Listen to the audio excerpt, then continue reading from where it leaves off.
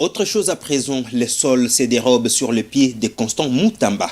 Après avoir obtenu l'autorisation d'instruction contre le ministre d'État à la Justice, le procureur général près la Cour de cassation vient de solliciter ce lundi l'autorisation des poursuites contre les gardes des Sceaux pour détournement présumé. C'est le président de l'Assemblée nationale, Vital Kamerhe, qui a révélé justement cette annonce devant les élus lors de la plénière de ce lundi 9 juin 2025. Suivez les détails dans cet élément.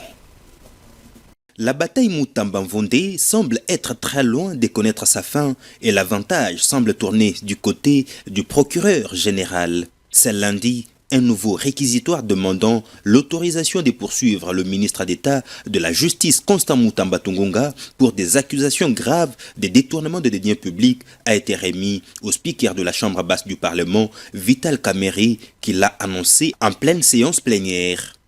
Honorable député, c'est que la communication de votre bureau comporte deux volets.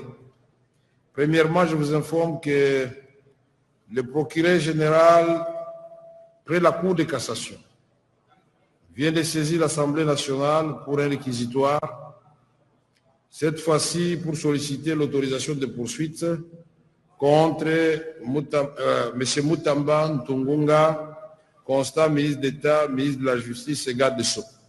Cette affaire découle de l'enquête sur un projet de construction d'une prison à Kisangani où un montant présumé de 19 millions de dollars aurait été détourné.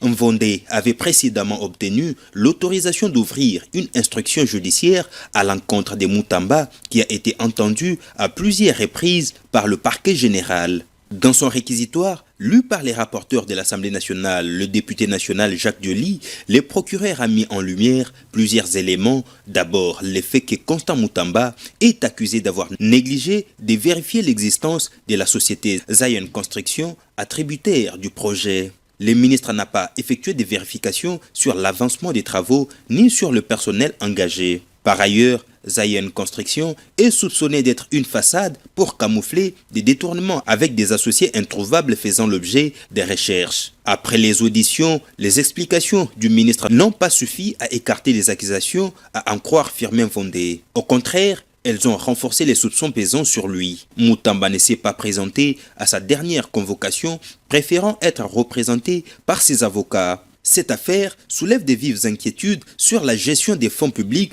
et l'intégrité des membres du gouvernement.